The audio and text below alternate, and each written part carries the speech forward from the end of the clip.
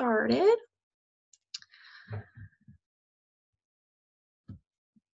Okay, perfect.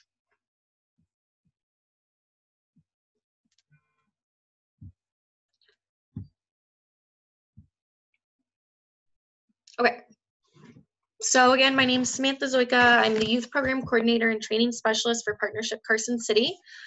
Today we're going to talk about what naloxone is, how to use naloxone, any laws like regarding naloxone, why it's important to have it even if you don't have opioids in the house, or even if you don't know an addict, or even if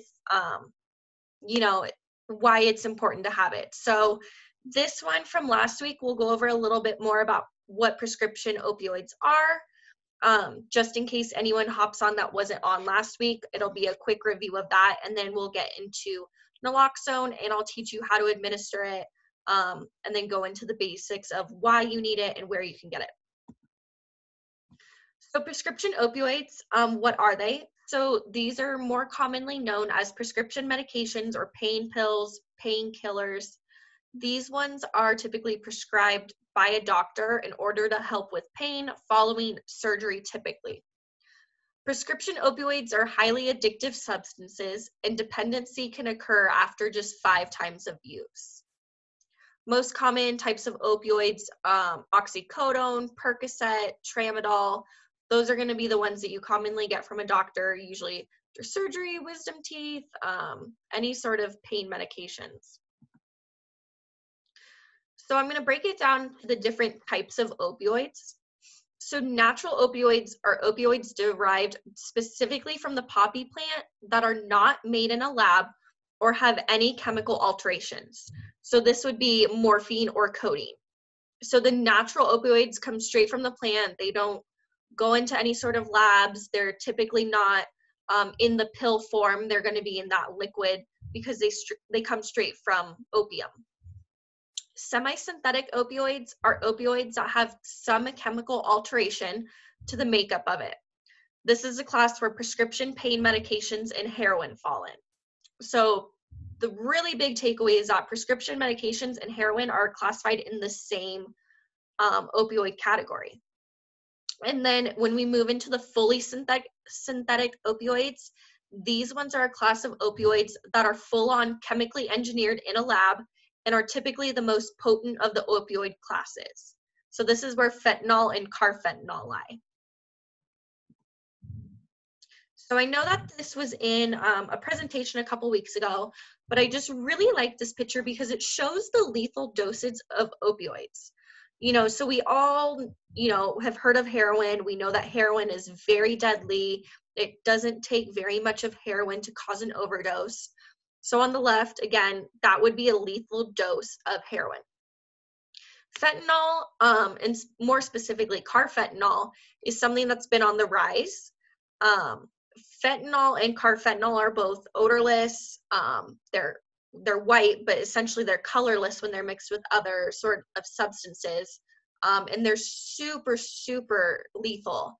So looking at the heroin and then the fentanyl and the carfentanil compared to the size of a dime would be how much it would take to have a lethal dose of that substance. These are just a couple of the Nevada opioid statistics. So in 2016, there were 408 opioid overdose related deaths that occurred in Nevada.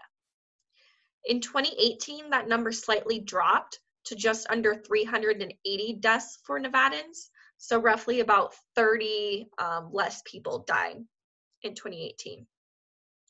In 2018, Nevada providers wrote 55 prescriptions for opioids per 100 people in the state. So every 100 people, 55 of those in Nevada had a prescription for an opioid. The US average is 51 prescriptions for every 100 people.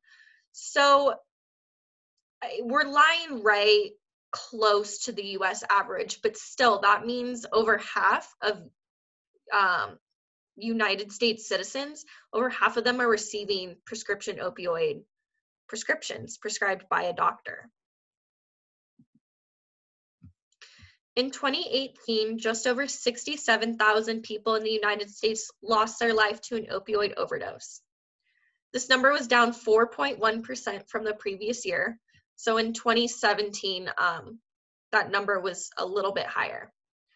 Overdose due to fully synthetic opioids, which carfentanil and fentanyl, accounted for 10% of these overdoses, and it's an upward trend. So like I mentioned earlier, fentanyl and carfentanil, they're on the rise. We all know the things that happened with the Jamani Ranch students, how their drugs that they bought were laced with fentanyl, which ultimately was their cause of death. In Douglas County, there was the fake Percocet pills that were being laced with fentanyl that were being sold on the streets.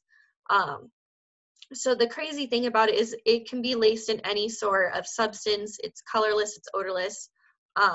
So we're seeing it more and more trafficked, especially through the Northern Nevada region. This one is just another graph that breaks it down by each specific opioid. And I'm sorry, this one only goes to 2016, but at least you can see roughly the 20-year trend. But the yellow lines are going to be all total overdose deaths. And then the red line is going to be heroin. The purple is going to be synthetic opioids, so the carfentanil and the fentanyl. And then this green line with the gray dots, that is going to be the prescription opioids. So we can see that in Nevada 2016, there were 408 overdose deaths total. And that's if we're combining all the prescription opioids, the heroin, the synthetic ones as well. 275 of those, so over half, were because of prescription opioids. And then we can kind of see that heroin and synthetic opioids are on the rise. But most of the overdose deaths, when we talk about opioids, are coming from those prescription pain pills. And this one I thought was a very interesting graph because this one breaks it down by each individual county. So these are the prescription rates by county expressed in the number of opioid prescriptions per 100 residents.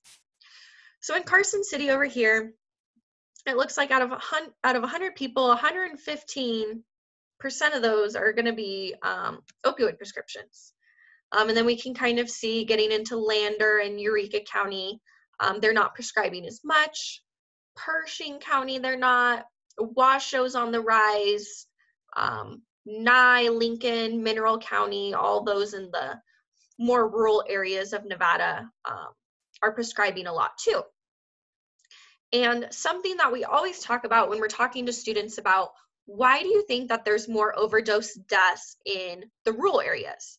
So if we're looking at Pahrump, or we're looking at Elko, or we're looking at Fallon, Fernley, all of those rural areas in Nevada, those ones have a higher overdose death rate than, say, Carson City or Washoe County or even Douglas County. And so we always ask them, why do you think it is in the rurals that we have much more overdose deaths? What is it? And if you think about the access to care, we have Carson Tahoe that you can probably get to easily if you're on the other end of Carson City in at least 15, maybe 20 minutes max. If you're living in some place that's, Pahrump or Elko, where they don't have very much access to care, it might take them a lot longer for first responders to get to them. It might take them a lot longer if someone's driving them to get them to a hospital. And the same goes for counseling and therapy and all of that too. If there's not enough drug and alcohol counselors, if there's not enough resources for therapy out there, then someone might fall into addiction. They might fall into relapse, where we're very blessed here in Carson City that we have many different counseling centers. We have many different means to care and means to resources as well. So it all depends also on the resources that you have around you as well that can influence prescription rates and then also overdose deaths as well. And then this one again is just another graph, but it's of the United States. So the green states are the ones who are prescribing statistically lower than the US rate. So earlier I said that for the US rate, out of 100 people, an average of 51 people get an opioid prescription each year. Now, Nevada is sitting at 55 out of 100, which is borderline right there with the national average. So your lighter blue states are going to be the ones who are roughly on average the same across the board for the United States. And then your darker blue states are going to be the ones who are statistically prescribing higher than the US average of 51. So now we're going to talk about the laws associated with naloxone, and these are also going to be the laws that would protect you as a person if you ever had to administer naloxone to a family member, a stranger, anyone. So the Good Samaritan Drug Overdose Act of 2015, which is the full name, protects any Good Samaritan trying to administer naloxone, or it's also called Narcan, or calls 911 to try and help a person overdosing.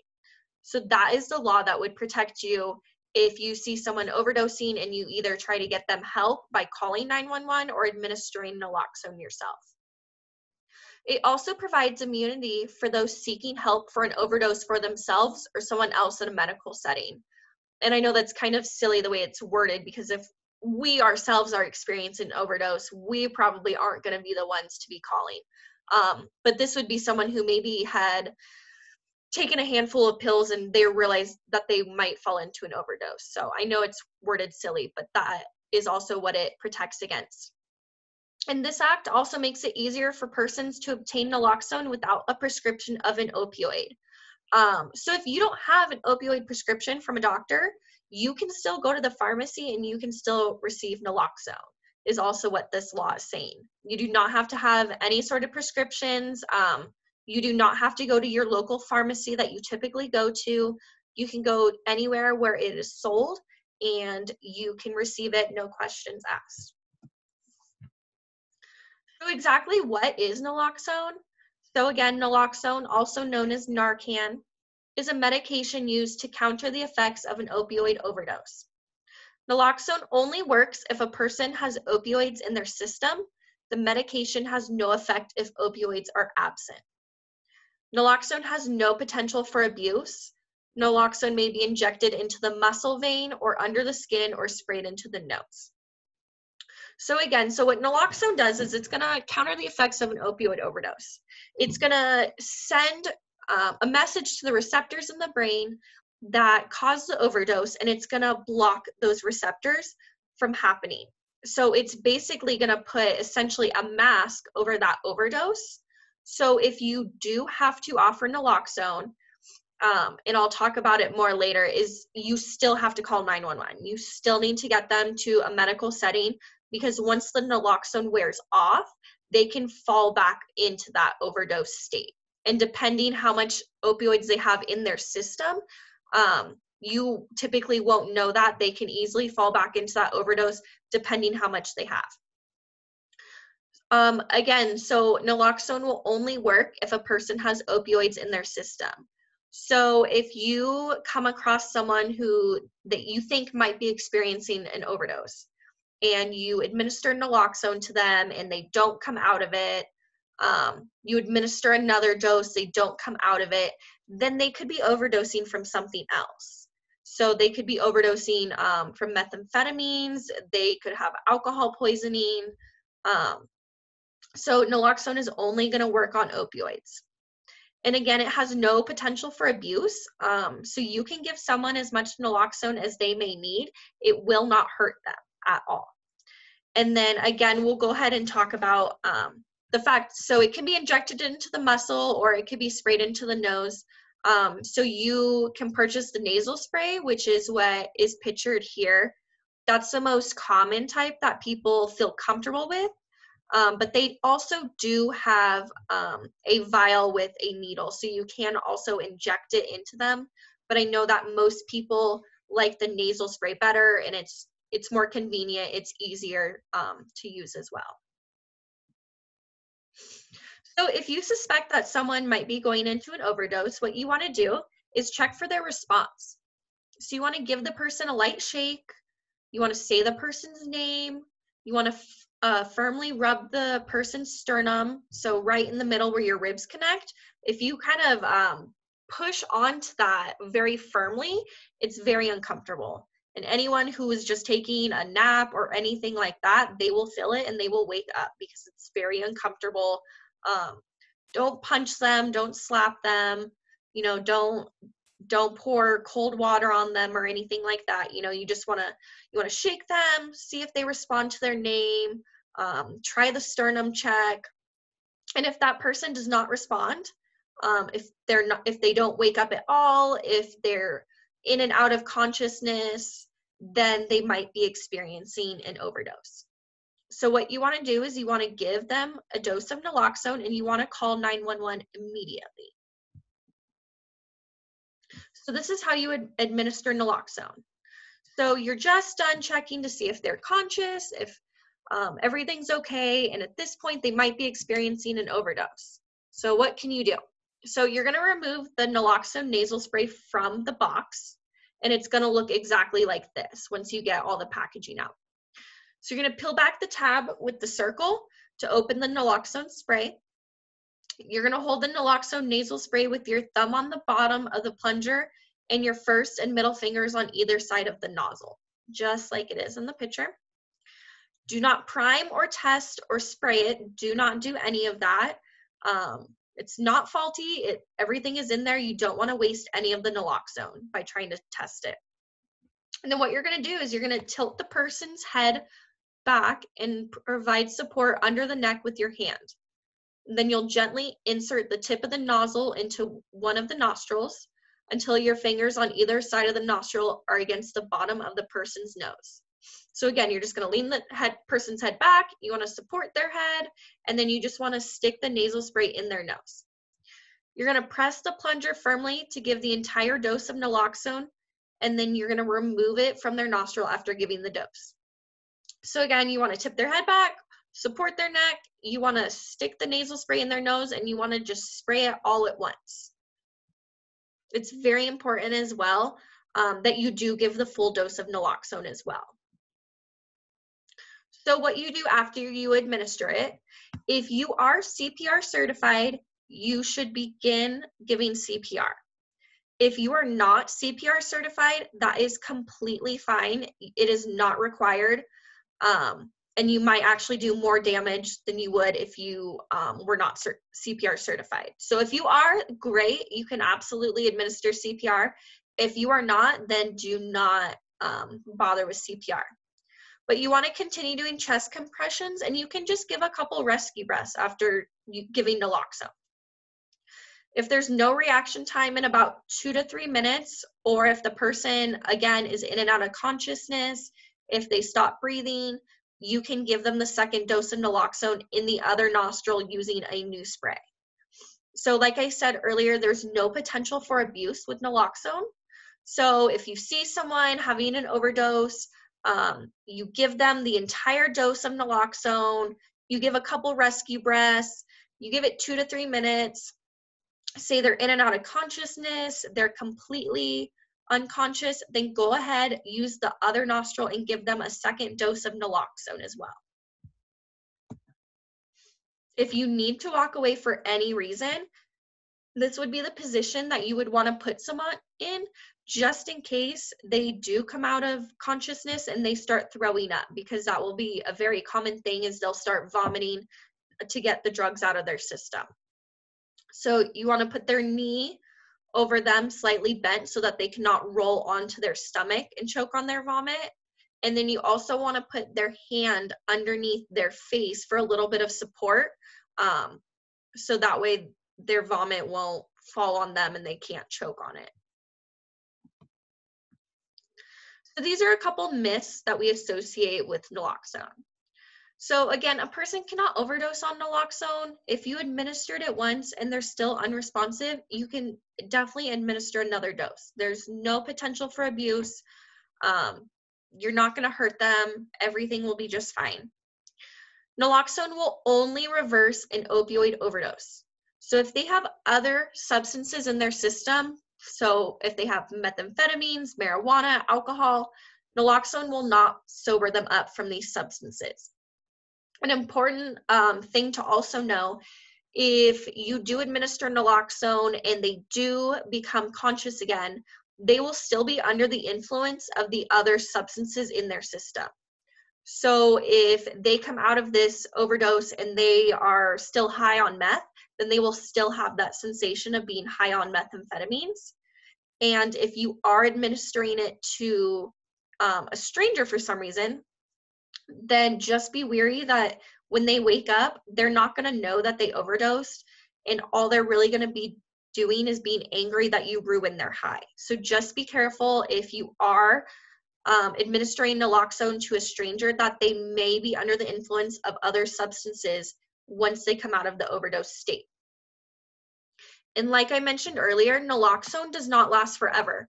So when the person wakes up from an overdose, you still need to call 911, as they can fall back into it. I want to say, and I could be wrong about this, I want to say naloxone only really works for about 45 minutes to an hour. So depending how many drugs they have in their system, how much opioids they consumed, they could easily fall back into that overdose. So you definitely still want to call 911 and get first responders there right away. A couple other facts is naloxone is safe for everyone. So you can give it to seniors, the elderly, you can give it to children. The only person you should not administer naloxone to is pregnant women. And the reason that you would not want to give naloxone to a pregnant woman is because the child in the womb would go into an overdose state, or would go into withdrawal. And that could actually potentially kill the child as well if it goes into a withdrawal state. So if you do see someone who's pregnant and overdosing, call 911 right away. But that would be the only instance where you wouldn't want to administer naloxone. So don't attempt to freeze your naloxone to make it last longer. I know that, if we buy bread or groceries and we stick them in the freezer, it'll last longer, but that's not the same with naloxone. All you're going to do is just give the person a brain freeze, and it's really going to hurt them when they wake up. Naloxone does expire. However, if it will still work even if it is expired. It's worth a try even if it means saving a life.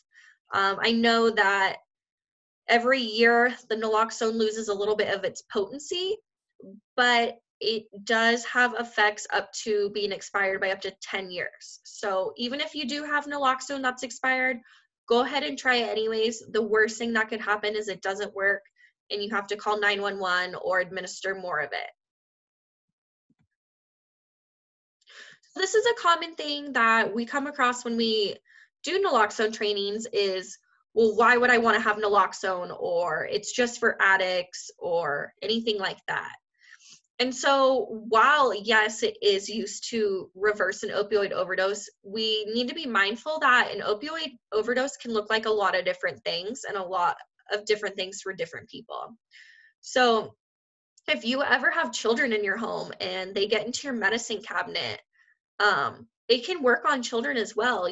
Some of these youth and some of the younger children, they might be getting into medicine cabinets when you're not home, or they might be getting pills from others.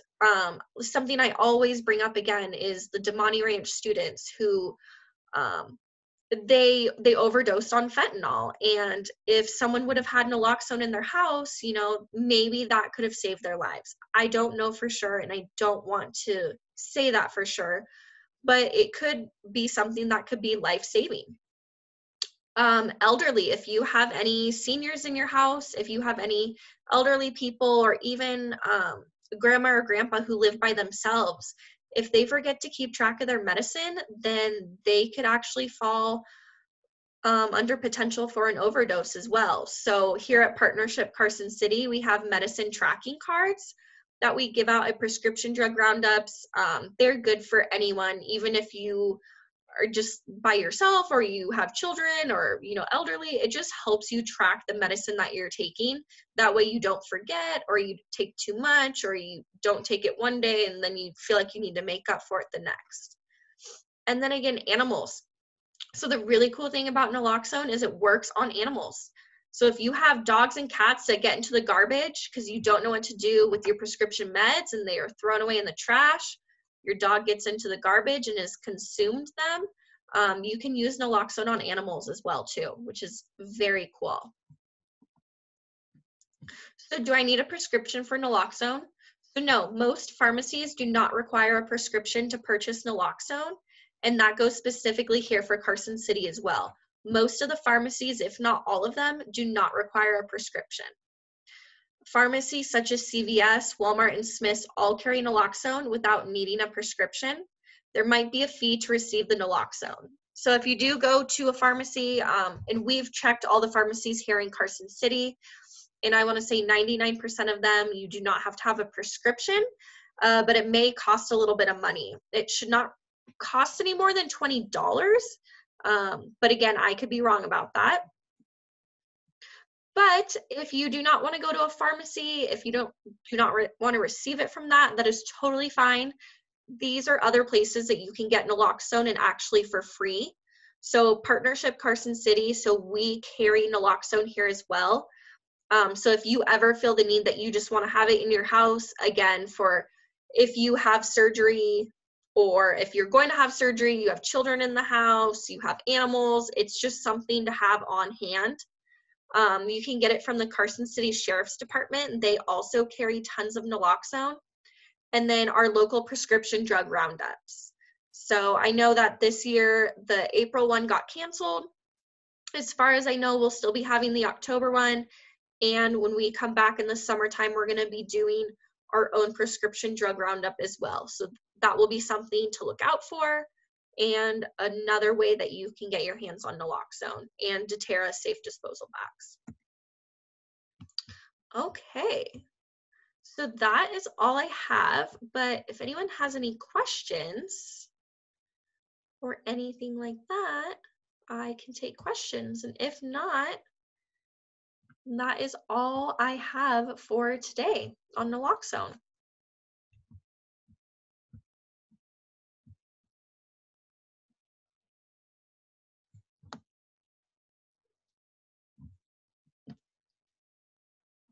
Okay, well, it looks like there's no questions. So that concludes today's Healthy Tuesday webinar on naloxone and prescription drugs. And then we'll be back again next Tuesday as well. So thank you all for coming.